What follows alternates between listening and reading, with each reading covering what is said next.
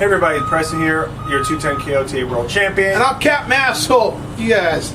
Yep. And today we're going to give our thoughts about WrestleMania, WWE, and TNA currently. We'll give our thoughts. Surfing the drain, never going to make it. Yes, exactly.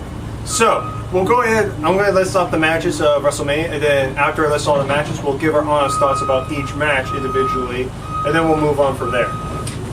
So let's see, we got the matches. We got John Cena versus Bray Wyatt, Brock Lesnar versus Undertaker, the 30-man Battle Royal under the Giant Memorial Battle Royal. We have Randy Orton versus Batista, which will be a triple threat match immediately. And then we will have Daniel Bryan versus Triple H, 1-1. The winner gets to be in the main event of WrestleMania for the World Championship. So we'll go ahead and start off with the Bray Wyatt versus John Cena. What are your thoughts first? Well, I don't like the fact that Bray Wyatt is getting a lot of attention right now the way he is. That had more attention than anybody else. But at the same time, don't throw up. At the same time, he's good with the mic. He's good at what he does. I just don't care for his wrestling techniques. It's kind of overshot. I think he's going to go the way Cody Rhodes has gone now. Has a lot of potential as a new age wrestler, but he's not gonna get very far. You see too much of the same thing in him that you see in the last couple of years with the WWE. John Cena is a dead weight for the WWE right now, so I don't think it's really going to matter too much with what happens in this match. If anything, I can see them injuring John Cena so he can go on vacation or something. But I see it's going to be long drawn out match. It's going to be pretty decent, and it's going to end. And there's going to be bloodshed in this one. I'm guaranteeing you somebody's going to be bleeding from the mouth because every Bray Wyatt match so far in the last 2 months they've been bleeding, which is good because I think they're hinting at the fact that with Batista being back and all, they plan to bring back the Ruthless Aggression Era, Attitude Era. Like the Attitude Era, but more like a PG-13 era. They're going to make it move from PG to PG-13 for some violence. It's almost like a Ruthless Aggression Era. I see it being a disqualification, and then John Cena winning, of course, but then they take out John Cena. That's the way I see that match going. Your thoughts? Okay. Asshole. Finger. Anyways, well, I have to kind of agree with you on some parts. Like, I'm not going to be a fan. I think John Cena is a dead weight, but at the terms of the match, it's interesting.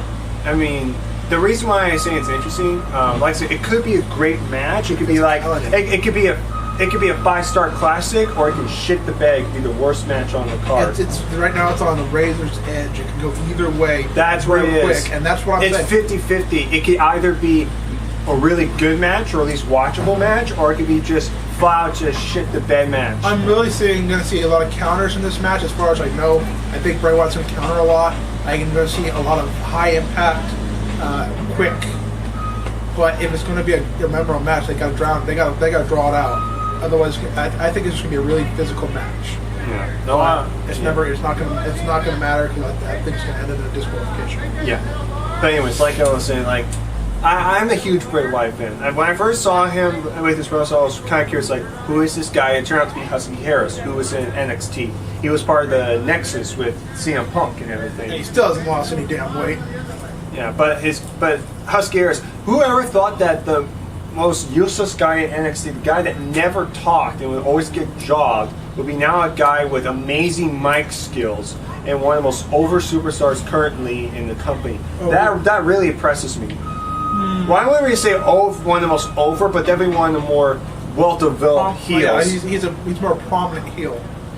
I consider him. I love his gimmick. I'm a huge Bray Wyatt fan, not because it's a wrestling ability. His mic skills are fucking amazing. Like, I'm surprised. Like, I give that guy at least a 90 or 95 on charisma. Like, I'm not just saying that to overrate the guy. I legitimately think that's how good his mic skills are. Every single promo he's cut, I'm always interested in because he's almost like a CM Punk in a way. That being said, I'm still upset on a new level because I literally just now realized this. You realize that the Shield's not going to be involved in the WrestleMania? No, there are actually rumors that they are going to be at Mania. They just don't know what. There are rumors saying they're doing a triple threat match for the United States. Some saying they're going to do them versus Kane and the New Age Outlaws. I don't know, but they are being at WrestleMania. I just don't know what they're doing with them. That's just the problem. That's the problem that's even bigger than anything else in the WWE right now, is that the Shield is officially the biggest thing in there, aside from the Whites. They're on equal terms, and the Whites are hogging the Whites. I never seen a faction like this so over than... I think the last over faction that I remember correctly, that everybody remembered, was probably D-Generation X. I'm flat out going to say that the Shield, I could compare them to NWO, D-Generation X, Evolution, Four Horsemen. I can pretty much put in that category because they're that over. Everybody likes the Shield. Whether they're heels or baby faces, they're always behind them. Once that music hits, they know shit's gonna go down. That's what I like about the Shield. But anyways, like I said, you talk about John Cena. This match is gonna be interesting, like Brandon said. This could be a hit or miss. All I'm gonna say is I think Bray Wyatt should win this match if they're gonna do this, because Bray Wyatt is an upcoming star, and the fact that he's beating guys like Kofi Kingston, Daniel Bryan, and Kane, that's already make you credible. But if you have him lose to the face of the company, what's that going to prove? That's my only concern. What's that going to make it prove? Is that going? He's not the face of the company anymore. They've taken him out of that. He's more of a promoter than he is an actual wrestler, and I like that. I like the fact that he's going to be going the way of promoters. John Cena needs to do that. He's too much nowadays. He's just too much. He's not what the WWE needs currently. Yeah. They need excitement. They need high impact, not brute power. That's why Batista's not going to work. No matter how you look at it, Batista's not going to work. They need their high flyers back. They need new age Jeff Hardys. That's what they need. Because they're exciting and they take the risks and they get hurt and it's like, wow, I can't believe they did that. Yeah. That's what they need. That's why the WWE survived, was because of their X division work. Well, mainly their cruiserweight division. That's what they had. They didn't have an X division. It was called cruiserweight. That's when you had guys like Chavo Guerrero, Matt Hardy. Well, you had Jimmy Wayne Yang, Funaki, Hurricane. And now you don't have them. Where are the little guys? They're gone. Most of the little guys are gone. And why? Because they don't like it. They go, okay, you weigh 150 pounds. Here's a guy who weighs 387 pounds. Go and fucking let him beat your ass. It's like... Yeah. That's sad. Like the wrestling gurus that you mentioned this of it, they really missed the cruiserweight, because we have a lot of cruiserweights currently in the division. They're just not on the card. Like you have, they're being used like punching bags. That's the only thing they're doing with it. Let's look at this terms. Let's look. If you were to bring back cruiserweight, let's think on the cruiserweights. We have Sin Cara. We have Evan Bourne. You get Tyson Kidd. But you also got the other guy. They got the little guy from the Shield. Seth Rollins. Seth Rollins. He's a cruiserweight. He could be a cruiserweight. He would be the best. He would be the best cruiserweight champion of all time. He's just way too good. As he stands up there with the Wyatt. He went up with the Wyatts and he cleared the ring like it was nothing. And it was like cruiserweight. That's why I gotta tell you something before I go into the next WrestleMania match. So besides that, John Cena, Bray Wyatt will be interesting. I just hope Bray Wyatt wins. That's just my thing. But Seth Rollins at the Wyatt Family versus Shield match, which you definitely need to watch. That was match of the night. I'm so upset. You missed so much. Seth Rollins practically helped everyone steal the show. He was hot when you first saw him. Everyone was sometimes chanting like, "You can't wrestle." Now Seth Rollins is doing all these high flying. He's doing all this. Exactly. That's the Jeff Hardy of it. It's the Hardy brothers. He's doing the high stuff. There's no more risk taking. There's no more big guys doing that. The big guy does something like that, he hurts himself. Little guy does that, he bounces like a rubber band, back and forth, back and forth, back and forth, and comes back. And it's like, yeah, we want to see that, but they won't give that to us. They want to see the biggest guys you have, all these big muscle heads going, rah, rah, rah, and that's all you get. Why do you think I like Sheamus? Because Sheamus moves a little faster than the other guy. That's why I credit Sheamus for, even though I'm not a fan of him as a babyface, he's like a big gangster or something like that, or like a RVD. When you look at him, you think, oh, big guys that could do much. If they may actually see him in the ring, he can actually do way more. Yeah. When was the last time you see actually a big guy doing, that spinning move? That's for a big guy like 270 pounds. That's Triple H can't even do that. He's like 250 pounds. And Sheamus is way bigger than that. He can do that. He can do way more stuff. He can jump over ropes. Even some of his moves aren't the best. They're kind of generic, but at least he can actually move a lot faster than most guys. Even Lesnar goes for a frog splash from time to time. A moonsault too, where he botched that Mania. Yeah, that one looked like it hurt. I swear to God. No, it literally did. He looked like he landed on his face. It's like, Dude, oh! Dude, he did. Brock Lesnar actually broke his neck. Dumbass. But he's still alive. They're going, that hurt like hell, but damn, I'm going to do it again. I think it was Kurt Angle's fault because... Kurt Angle did it too. He does that several times. But anyway, so Bray Wyatt, John Cena, interesting. But now let's move on to the next match. This is a match that people want to see, but yet this really has mixed bags because to be honest, the build-up isn't that great at the moment, but we'll just hope and see what happens. It's Lesnar versus Undertaker. I already know what my thoughts are. As you know, if you guys know me, I want Taker to win, but that's just my personal opinion. I think they need to do the build-up well. The only thing I like is the fact they're changing Undertaker, bringing it back to almost like the Ministry of Darkness Taker back in the 90s, back in the Attitude Era, where he had the goatee. I think that's very interesting, but besides that, I mean, I think they need better build-up, and I just hope they add some sort of stipulation to the match. But that's my personal opinion. But let's go on to Brandon. So, Captain Asshole, what do you have to say? Lesnar better not win it. I mean, it would be okay to a point because Lesnar's a really big guy, to be understandable, kind of, sort of. But if this is going to be the retiring match of their Taker, they need to find a wrestler whose career needs to take off for the next 10 years and not for the next 3 months. I don't even see Lesnar sticking around till SummerSlam again. I don't even see that happening.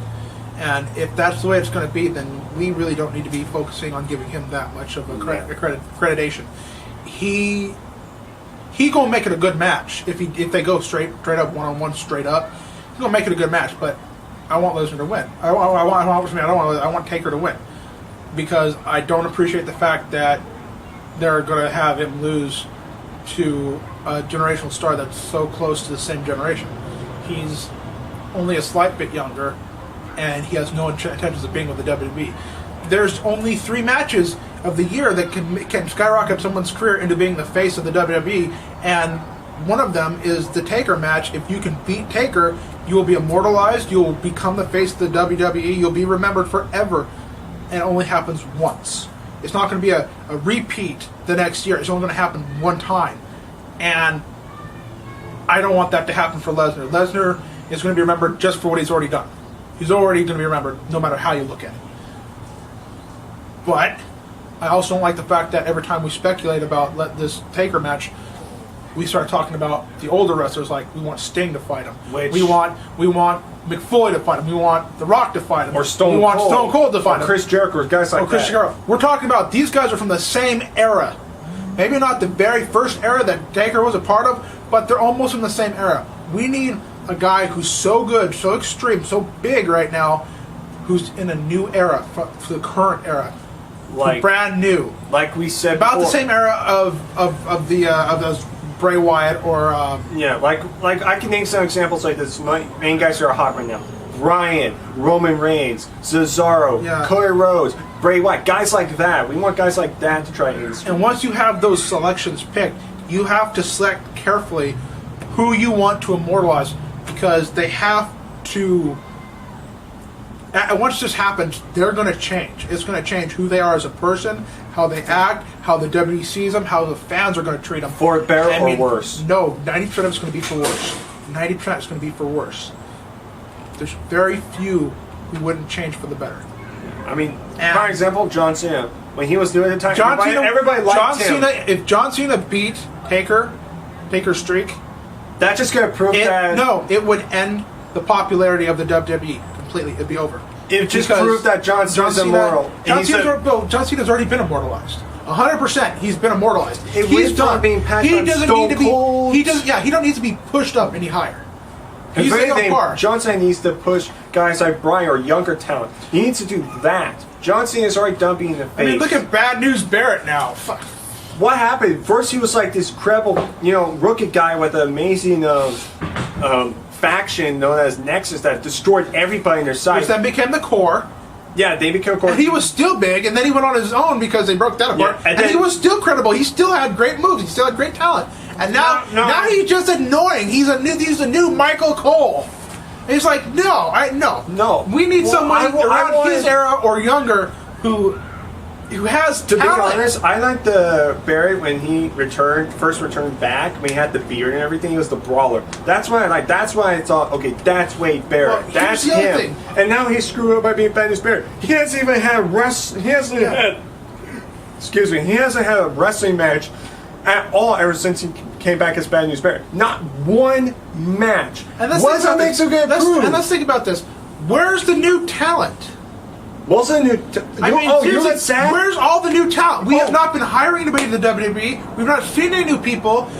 Where's the new big guys? I mean, seriously, you're giving all these old guys their jobs back and giving them title shots and stuff. Where's some new? There's really tons of giant talent out there, and nobody's touching them. I'm sorry, I gotta interrupt you for a that's right. second. They're going to MMA. They're going to MMA. That's right. That's what's happening. I apologize. Let me just interrupt you. This actually happened. Zack Ryder, a great young talent, could have been a great future of the company, is fired. No, they didn't fire him. He quit because he was sick of the fucking bullshit. Everything was going around him. They first treated him as this joke character. Then they gave him. He was one of those over guys in the company back in 2011. Everybody was cheering for Ryder. All his merchandise was selling. He finally won the United States Championship. And then what happened? He only had for a month, gave it to Jack Swagger. Ever since then, they used him as a jobber. They always had to get beaten up, and that fucking pissed me off because I like Zack Ryder. Like they can only have one single focus point at a time. They can't see a bigger picture and share the view for all of the wrestlers. That proves the fact that the fans, WWE doesn't get two shits about their fans because they really did. Zack Ryder would still be in the company. CM Punk would still be in the company, and most of the guys would still be in the company, and they would be. I wouldn't really say that they would be faces, but at least they should be these great mid cards. But say you're giving guys like Batista, Orton, John Cena got all these shots. I'll wait for it.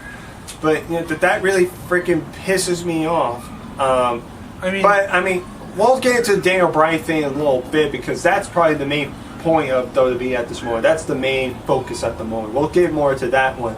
But anyway, I hope The Undertaker beats the crap out of Kane at WrestleMania just because he can. He's already beaten him twice. If they do a third... No, I don't want a match. I don't want him to walk up to Kane while he's having his match and kick the crap out of him. Oh yeah, by the way, this is what you're doing. I actually posted this on Facebook. I don't know if you saw it. How it was Masked Kane and it said, "This is Kane," then Bonus Corporate Kane said, "This is a joke." Yes. That's pretty much what it is. Corporate Kane is... I thought No Mask Kane was bad back in 2010-11. I thought that Kane was terrible, but after seeing Corporate Kane, I'd rather see bald, just regular, no Mask Kane than Corporate Kane. Because at least he was still treated as a monster. ECW champion. He was still treated as a monster, at least. But here, he's a corporate style. And I'm not just saying this because it's a gimmick. Like, seriously. That's another question. Why hasn't Chavo Guerrero come back to the WWE yet? He's gone for... He already got released from TNA. Why not join WWE back? Exactly. He's a cruiserweight. He was an excellent cruiserweight.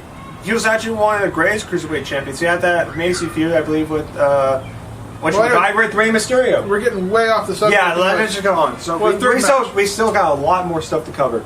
So... Around my Brock Lesnar Taker, we prefer Taker way. We just hope the build-up gets a little bit better, and hope that's stipulation. Now let's go on to the 30-man battle royal. I don't know about you, but I have a mixed reaction. I don't really care for this match. We also don't have a list of all the people that are participating. Yeah, we don't have a lot, but we know a lot of them, and a lot of you guys. Would it feel better if I think that Christian's going to beat it? He's going to win it. If Christian does, Christian's not winning. If he does, I will be surprised. I honestly believe there's two things that I believe. Is that one, either Christian's going to be in it, he's going to win it. No, Christian is in it. I know that for a fact. Or two, all three members of the Shield are going to be in it, and this is going to be the match that actually finally tears them apart. That's a good one too. That's a good one too. I didn't think about that. But anyway, so there's nothing really much to talk about this. The only imagine that it comes down to the last three, and it's all three members of the Shield. That would be interesting. That would be match of the night. Don't the first one eliminated would be Seth Rollins. It'd be Seth Rollins because you take away the person who keeps everybody together, and the insanity just explodes. But anyways, like I said, we have mixed reactions on it. I don't really care for this match, but it's still nice to have a 30-man battle royal because we haven't seen one in a while. And even nicer that it's to commemorate the Giant. I mean, yeah, Andre. and you're making tribute to Andre Giant, which is very nice, and I respect WWE for that. But just I'm not really interested in the match. But we'll just see what happens from there. I mean, it's going to be an interesting match. But what are your thoughts? It could even end up going the way of Big Show. Big Show could be in that match, probably. Big Show's in the match too. I know. Then I'd say he wins. Because he's literally, I consider him like Andre the Giant of the WWE at the moment. He's literally like that. But it's sad because Andre the Giant died because he was growing too big. His heart couldn't take it. And Big Show's a giant, which means he could die at any minute now, which is very sad.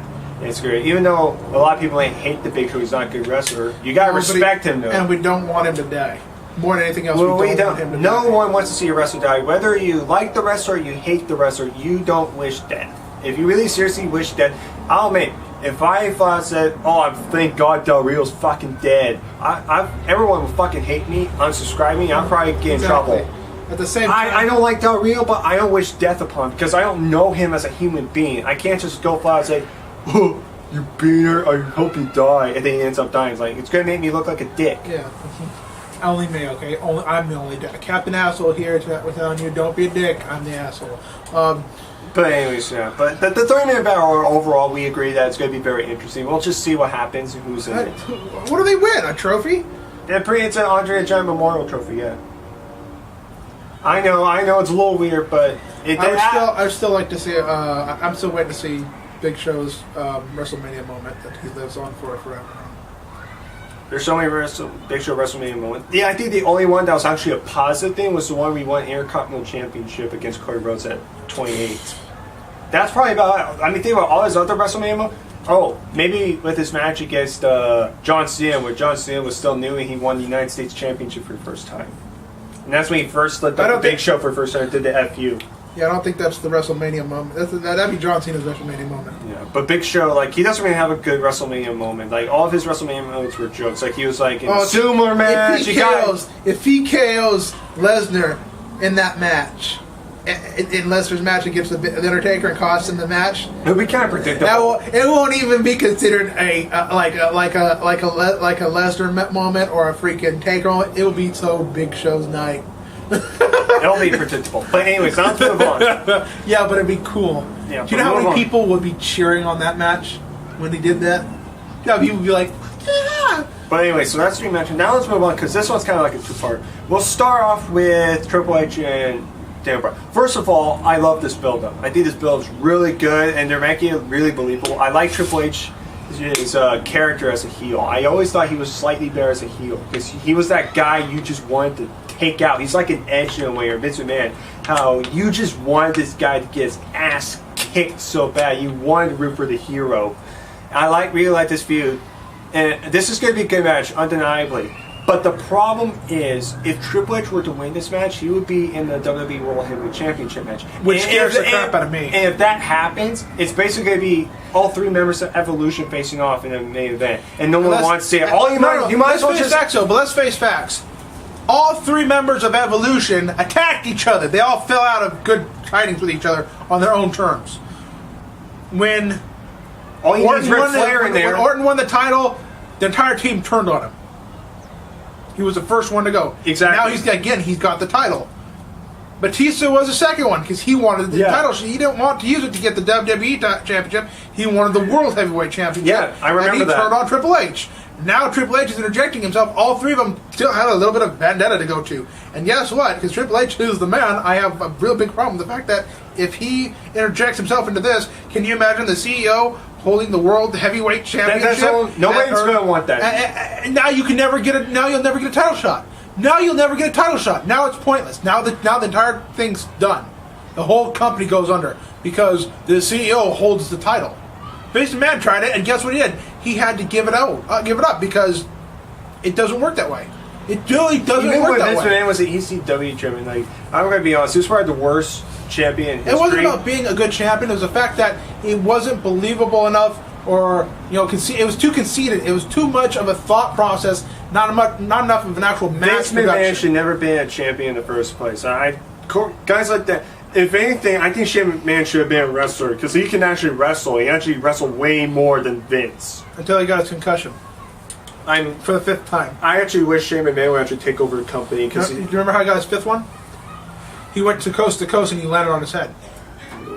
He kicked out and went all force, wham, real back of his head, and he just concussion. He was out cold. But in terms of this, like the bell is good. I just think Daniel Bryan's going to win. I know for a fact Bryan's going to win because if Bryan doesn't win, that's just going to piss off the fans. It's going to be Bryan. It's going to be in the triple threat. And if Bryan wins, I guarantee you the fans will actually give a shit and they'll actually be invested in the company. But if either Orton or Batista, if Orton wins, people are going to be like, oh great, Orton's champion. If Batista wins, the people are just going to war. They're going to riot. I'm sorry, I have to interject on this part. I think that Triple H is going to win. I think he's going to be interjected into the title match. And because it will be a 3-way elimination match and there'll still be disqualifications, it's going to end with it being retained by elimination. It's not elimination. By disqualification. It's not disqualification. Every triple threat match is non-disqualification. I'm going to see... And it's not elimination. It's going to be Triple H. This is the way it's going to happen. Either way you look at it, no matter who wins the match between Triple H and Daniel Bryan, the person who lost is going to the ring during the triple threat match and taking out that other guy. No matter how you look at it. Here's the other thing you got to look at: is that Orton doesn't trust Triple H because he has such a high link to Batista. Apparently, I guess that's what they're going for. Batista don't trust either one of them because one, he don't like Randy Orton, and two, he don't trust Triple H. He knows what he had to do to get the title to begin with. And Triple H don't give a fuck about nobody but himself. Kind of like my brother. Captain Asshole, brothers, Captain Bipolar. No matter how you look at it, this is what I'm seeing. The end of the match, it's going to be a big, long, drawn-out match. Here's what I see. I see, for the biggest hype, Triple H is going to lose to Daniel Bryan. No, it wouldn't play out far enough. It wouldn't. It really wouldn't. Because if this happened this way, Daniel Bryan would have quit. He'd go the same way as CM Punk. I'm going to see Daniel Bryan losing to Triple H. Then Daniel Bryan's going to come down to the ring and knee Triple H, knock him out cold. And when he's getting up, he's going to get speared by Batista. Batista's going to pick him up and powerbomb. And when he gets back up, Randy Orton's going to fucking RKO him and pin him and retain his title. That's what I see. And then you'll have Triple H and Daniel Bryan going at each other for the next month or so. And then you're going to have Batista going after them at the same time demanding a rematch with Randy Orton. That's what I'm saying. I'm going to say, for final say, that's what I'm going to say, is that it's going to be done that way, exactly, step for step. Okay, very interesting. But who do you think is going to win? I'm still saying Daniel Bryan, not just because... Is it hope, or is it you think? No.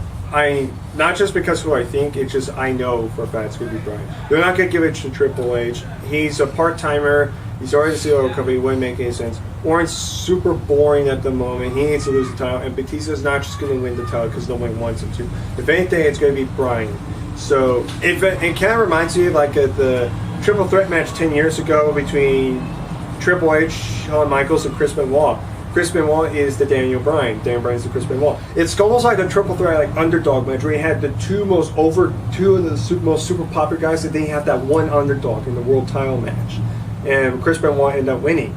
It's literally that match again. Think about it. You have Triple H and Shawn Michaels. They had feud for some time. They're two of the biggest stars during that time. Then you had Chris Benoit, a guy that was an underdog that's never won the championship.